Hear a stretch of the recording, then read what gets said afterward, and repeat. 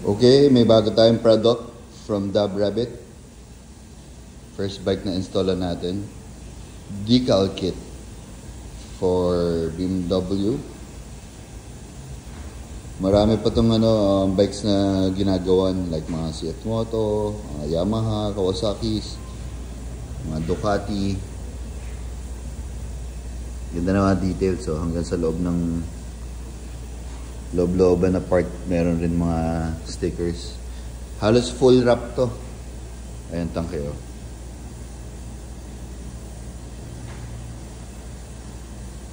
Halos full wrap siya.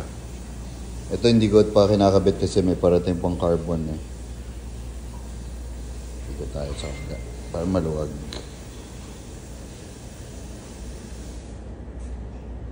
Ganda.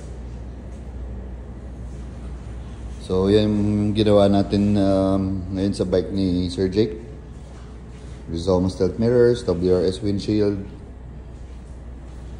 full 6 carbon na frame covers, TBK, Bonamici, TWM, halo-halo pero bagay naman.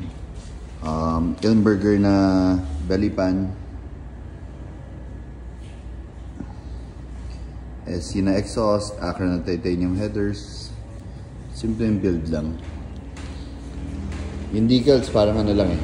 Sabi nga ng owner, parang S1000 RRR on steroids. So, ngayon pati yung fender, ganda ng decal na to. Ayan, close up.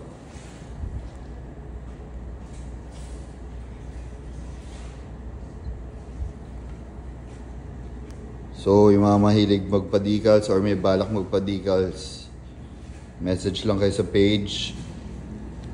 Sobrang ganda ng quality ng Dub Rabbit.